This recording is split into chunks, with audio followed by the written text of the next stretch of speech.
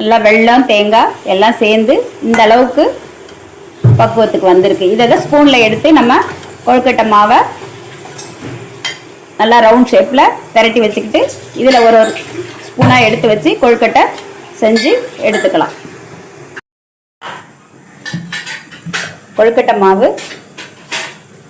இந்த பக்குவத்துக்கு கொண்டு வந்தாச்சு. ஒரு 3 டம்ளர் வெந்நீர் வச்சுக்கோங்க. அரிசியோட பக்குவத்துக்கும் தண்ணி நிறைய தேவைப்படும். மாவு அரிசி தண்ணி நிறைய இழுக்கும்.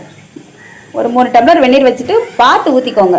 கரண்டியை வச்சு கிண்டிக்கிட்டே இருங்க. கொஞ்சம் ஆறுனதுக்கப்புறம் கையில் பசைஞ்சிங்கன்னா இந்த மாதிரி வந்துடும். இதை நம்ம இனிமேல் கொழுக்கட்டையாக செஞ்சு வேக வச்சுக்கலாம்.